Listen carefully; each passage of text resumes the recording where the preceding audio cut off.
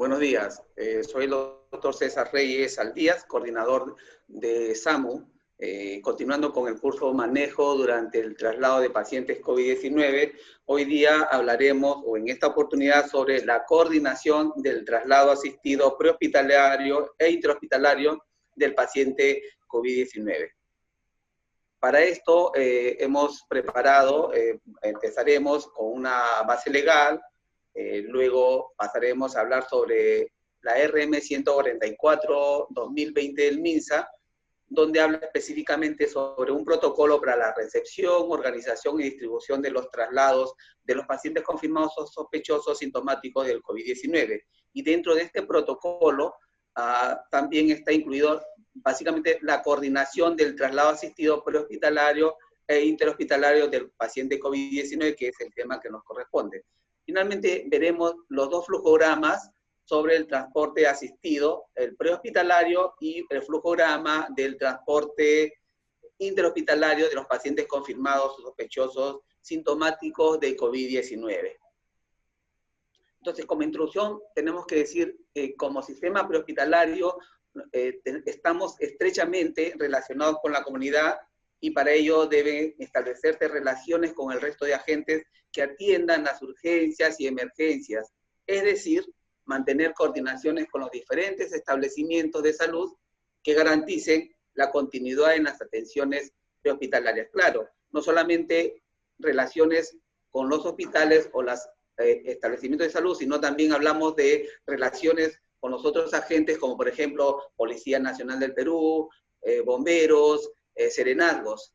Actualmente, producto de la pandemia del COVID-19, se emitió la resolución 144-2020 MINSA, en la que se da alineamientos que deben implementar los servicios de transporte asistencial y atención prehospitalaria para el manejo de pacientes identificados como casos sospechosos o confirmados del coronavirus COVID-19, con el fin de disminuir el riesgo de transmisión durante la atención en salud.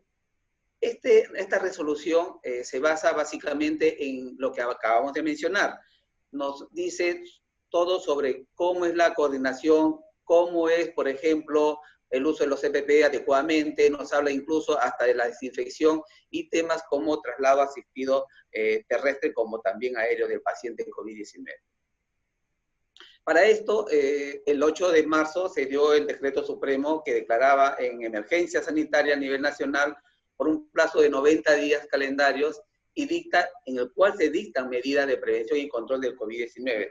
Este decreto supremo es el 008-2020 SA, donde se dan 4 artículos básicamente. Aquí se da obviamente la declaración de la emergencia sanitaria, también se habla sobre las medidas de prevención y control para evitar la propagación del COVID-19, así como el fortalecimiento de la gestión sanitaria internacional. Esto refrendado obviamente por todo lo que menciona ahí las autoridades, el presidente Martín Vizcarra, el ministro de Defensa, el de Educación, el Interior, etc. Y también se dio el 31 de marzo la resolución ministerial 144-2020 MINSA, donde se aprueba lo que se había mencionado al inicio, el protocolo para la recepción, organización y distribución de los traslados de los pacientes confirmados o sospechosos sintomáticos de COVID-19, que es un documento que está adjunto, ¿no?, como forma parte integral de la presente resolución. Esto obviamente se le ha encargado a la Dirección General de Telesalud, Referencias y Urgencias, y encargar también a la Oficina de Transparencia y Anticorrupción de la presente resolución en el portal institucional del Ministerio de Salud. Entonces, en este protocolo la justificación se dice básicamente porque se hace necesario regular a través del presente, donde se establecen los procesos y procedimientos que coadyuven a salvaguardar la salud, reforzando la capacidad de respuesta de la atención para el transporte asistido de pacientes a fin de evitar y reducir la transmisión e impacto sanitario, social y económico ante la presencia de la enfermedad por coronavirus en el país. También se habla sobre la finalidad y el objetivo, la cual es, pues, la finalidad es dar una respuesta oportuna y pertinente para la recepción y organización y distribución de los traslados de los pacientes confirmados sospechosos sintomáticos de COVID-19 que requieren el manejo hospitalario. Y el objetivo en esta resolución mencionan establecer lo que se había dicho anteriormente, los procesos y procedimientos y condiciones específicas para la recepción, organización y distribución de los traslados mediante el transporte asistido de los pacientes confirmados o sospechosos sintomáticos del COVID-19 que requieren manejo hospitalario dentro del territorio nacional. Ahí estamos involucrados nosotros como área prehospitalaria, es decir, en el transporte asistido de estos pacientes. El ámbito de aplicación es de cumplimiento para todas las IPRES públicas o privadas o mixtas, como mencionan, a nivel nacional. Aquellas instituciones, aquellas IPRES que brinden atención médica de urgencia y emergencia a través del transporte asistido de pacientes confirmados o sospechosos sintomáticos de COVID-19. Estas IPRES que prestan este servicio obviamente van a estar articuladas con el servicio de atención móvil de urgencia como es el SAMU. Ahora, vamos a hablar de algunas definiciones operativas que se mencionan en este protocolo, en esta RM 144, donde dice que cada IAFA es responsable del financiamiento y transporte y la atención de sus pacientes según sus pólizas respectivas. Se dispone además que todas estas IPRES, ya sean públicas, privadas, incluyendo al Cuerpo General de Bomberos Voluntarios del Perú, que presten atención prehospitalaria y transporte asistido dentro del territorio nacional, deberán articular lo que mencioné hace un momento, con la dirección del Sistema de Atención Móvil de Urgencia del Ministerio de Salud, y para este fin, SAMU realizará un empadronamiento de las ambulancias habilitadas con la finalidad de brindar el citado servicio. Ya se ha estado haciendo este empadronamiento y se está coordinando, o ya se ha coordinado con muchas instituciones que prestan este servicio a nivel nacional, sean públicas o privadas, como se mencionó. Ya se ha hecho incluso un checklist donde nos dan a conocer las condiciones en que se encuentran todas las ambulancias que ellos usan para este tipo de servicio.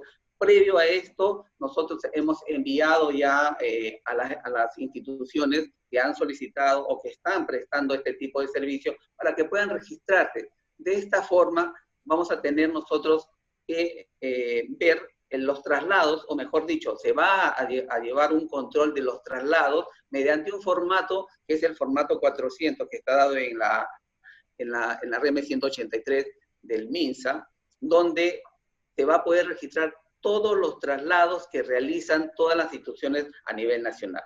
Esto del formato se va a hablar en otra presentación. Después nos habla sobre quiénes son las únicas instituciones habilitadas para realizar los traslados de estos pacientes. Y se menciona al Sistema de Atención Móvil de Urgencia, que es el SAMU del Ministerio, al Sistema de Transporte Asistido de Emergencias de Seguro Social de Salud a través de la línea 117, y otras IPRES públicas y privadas y mixtas que se articulen, como ya dijimos, mencionamos anteriormente, que se articulen al Sistema de Atención Móvil de Urgencia, incluyendo la sanidad de la Policía Nacional del Perú y de las Fuerzas Armadas. Ahora sí vamos a hablar sobre la coordinación del traslado asistido prehospitalario e intrahospitalario del paciente de COVID-19. Esto está bastante detallado en el procedimiento para el transporte asistido de pacientes confirmados sospechosos de COVID-19 que necesitan manejo hospitalario a un establecimiento de salud y transporte secundario.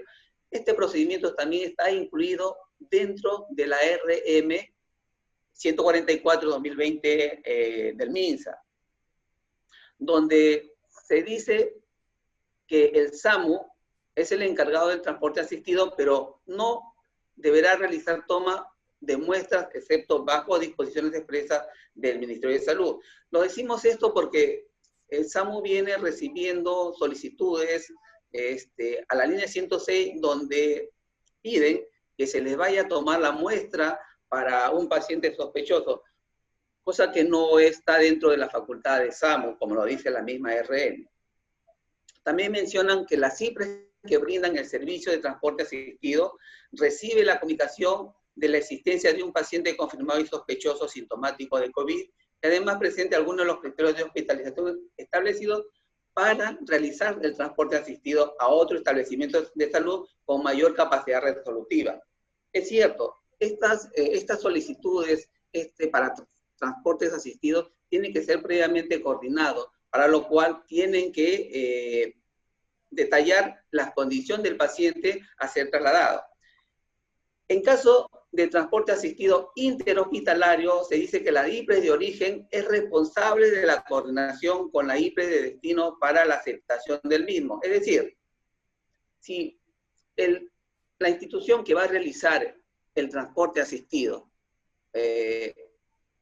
previo a esto, tiene que ser el hospital donde se encuentre el paciente quien coordine con el hospital donde va a ser referido el paciente, porque nos damos con la sorpresa que solicitan el servicio sin previa coordinación y la ambulancia muchas veces tiene que estar a la espera de la aceptación en el hospital de receptor. Entonces, para evitar eso, se tiene que confirmar, en la institución responsable del traslado tiene que confirmar la aceptación de este paciente en la IPRES de destino.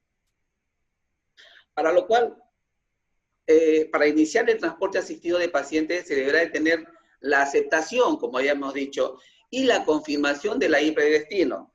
La coordinación la realizará vía radial o telefónica. Dice, la atención de este medio de comunicación está bajo la responsabilidad del jefe de guardia de la emergencia de IPRES de destino. Entre jefes de guardia de las dos IPRES involucradas tienen que coordinar. Una vez que se ha coordinado y está aceptado por esta IPRES de destino, es ahí donde recién se puede solicitar el traslado a cualquiera de las instituciones que prestan el servicio de traslado asistido. Obviamente aquellas que están articuladas con la Dirección de Servicio de Atención Médica, que es el SAM.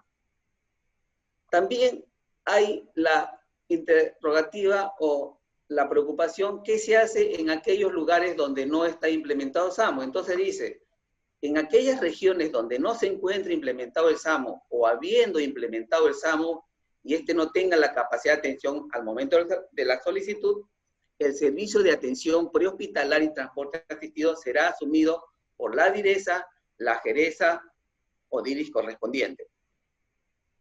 Ahora, cuando se realiza el servicio de transporte, se pide que el personal que intervenga en este transporte debe ser personal de salud acreditado y autorizado por las instituciones correspondientes.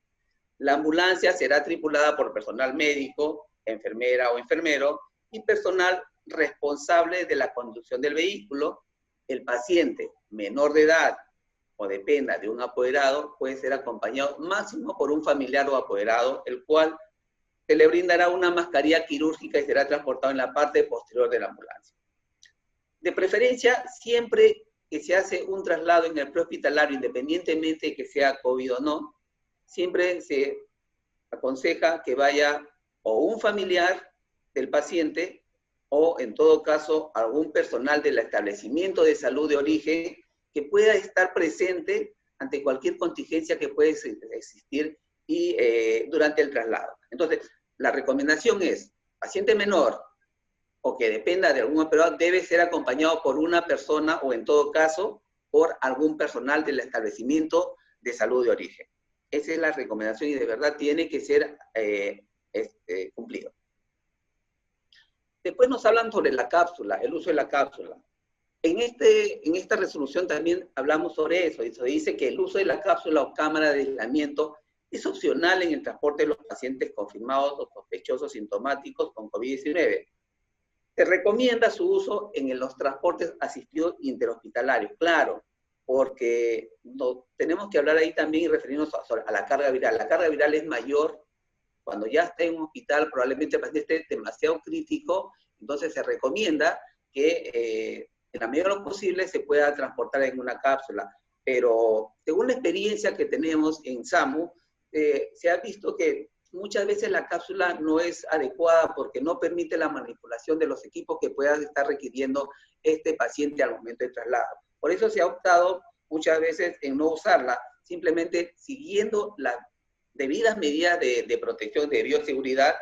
Yo creo que no habría ningún problema en transportar a un paciente. Por eso se dice ahí que el uso de la cápsula o cámara de aislamiento es opcional en este tipo de transporte. Al finalizar el transporte asistido, el paciente del paciente, la unidad y su tripulación procederán a ubicarse en un lugar asignado por la central correspondiente pública, privada o mixta para la descontaminación. Y se dice también que la descontaminación debe realizarse en el hospital receptor, para lo cual ya se ha coordinado que cada uno de estos establecimientos de salud tengan un lugar adecuado para realizar este procedimiento. La unidad no puede salir del establecimiento sin haber sido descontaminada tanto la unidad como el personal médico. El SAMU tiene la capacidad de tener una unidad que le llamamos Delta, que es la que se encarga de descontaminar y de hacer la desinfección de la ambulancia y del equipo, de la tripulación que ha realizado el servicio. Pero hay algunos establecimientos que también cuentan con este tipo de servicio. Y la idea es que cada ambulancia que llegue debe salir descontaminada del lugar y no permitir que salga hacia otro lugar exponiendo pues a la población o una ambulancia que está, y la tripulación obviamente contaminada. La unidad no se considera operativa hasta que haya finalizado la limpieza y desinfección del pertinente. En otro capítulo de este curso se va a hablar sobre la descontaminación y el tiempo de inoperatividad de la ambulancia. En realidad no debe ser más de 1 hora esta operatividad de la ambulancia, si se hace debidamente como está registrado en este protocolo.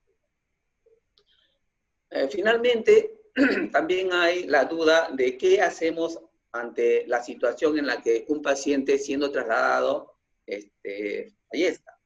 Entonces se dice que en caso de fallecimiento del paciente durante su transporte asistido, la unidad móvil culminará el traslado en la IPRE de origen o la IPRE de destino, la que se encuentre más próxima.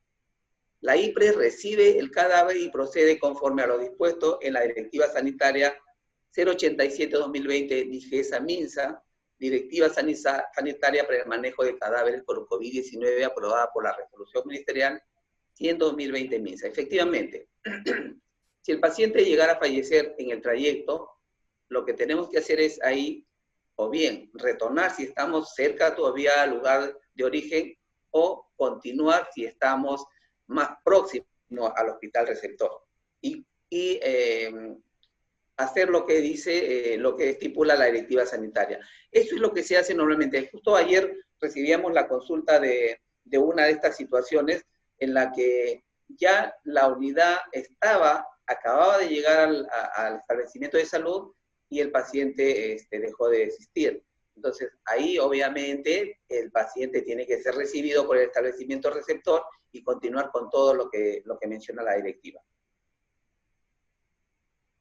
Para finalizar, vamos a hacer un repaso del flujograma asistido, del transporte asistido prehospitalario de los pacientes confirmados sospechosos sintomáticos de COVID-19. En la central SAMU se recibe, paciente llama a central de emergencia por la necesidad de una solicitud de atención, se hace el triaje telefónico y quien realiza el triaje telefónico es la primera línea de la central, que son los operadores, son los que discriminan si es que es una llamada pertinente o no pertinente. De ser así, es el médico regulador el quien va a determinar si el paciente es sospechoso confirmado de COVID-19 y en situación de urgencia o emergencia. Si no lo es, el paciente va a quedar en domicilio previamente asesorado y recibiendo cierta consejería u orientación del médico regulador. Si fuera necesario, o si es una situación de urgencia-emergencia, se despacha la ambulancia. La ambulancia va a llegar al domicilio, va a ser atendido por el médico de la ambulancia, va a evaluar en el lugar y va a determinar si es que el paciente requiere ser trasladado o, de lo contrario, puede quedar en domicilio también con cierta consejería. De cumplir los criterios, o mejor, digamos, de no cumplir los criterios, el manejo, como dije, es domiciliario y el servicio se concluye. Pero si sí se requiere un traslado, se coordina la referencia. Aquí el médico se comunica con la central presentándole el caso, dándole todos los signos y diagnósticos y el probable diagnóstico, obviamente, del paciente que está siendo atendido, para que la central coordine con el establecimiento más cercano. De tratarse de una prioridad 1, lo único que hace es avisar y la unidad se dirigirá al establecimiento de receptor, o de ser una prioridad 2, todavía le da tiempo de esa coordinación de la que estamos hablando. Entonces, para ese caso, se coordina con el hospital donde acredite de repente si el paciente es asegurado, y una vez que está aceptado, se procede a hacer el traslado. Ya el paciente quedará en el establecimiento receptor. Esto es más o menos el flujo del transporte asistido de un domicilio, de un foco, que nosotros nos referimos así cuando es un domicilio, hacia un establecimiento de salud. Pero también existe el otro tipo de transporte asistido, que es el interhospitalario de los pacientes confirmados o sospechosos sintomáticos de COVID-19. Es el traslado secundario. Y aquí hay involucrados 4 agentes: el paciente, la IPRES de origen, la unidad móvil y la IPRES de destino. Para esto es igual, se recibe la necesidad de una referencia, ya puede ser a una central. En este caso vamos a referirnos a SAMU. SAMU recibe la solicitud, dice, la IPRES de origen que está solicitando es la que coordina la referencia y la aceptación del paciente a la IPRES receptora, a la IPRES donde va a ser dirigido el paciente. Solo así se puede iniciar el traslado. Entonces, si la IPRES de origen coordina el traslado con la unidad móvil según la IAFE del paciente, recién ahí la unidad, o SAMU en este caso, puede enviar la ambulancia. La unidad móvil confirma la aceptación de la IPRES, en este caso la central, y despacha la ambulancia. Si al confirmar o al verificar con la IPRES receptora que no es aceptado el paciente, nuevamente tendremos que comunicarlo con la IPRES de origen para que continúe o efectivice esta aceptación. Pero de ser verificado y aceptado este paciente, entonces se envía la ambulancia y se realiza el traslado asistido a la IPRES de destino. Llegará el médico, presentará el caso y la unidad pasará a la descontaminación respectiva. Esos son los 2 flujogramas que se tienen que tener en cuenta para poder realizar este transporte asistido, ya sea el prehospitalario, es decir, desde un domicilio hacia el hospital, o el interhospitalario, que vendría a ser el traslado también secundario, entre hospital de origen y hospital receptor. Entonces, esperemos que con estos flujogramas ustedes puedan tener una mejor idea de qué es lo que debe realizarse en este tipo de servicios. Les agradezco su presencia y hasta una nueva oportunidad.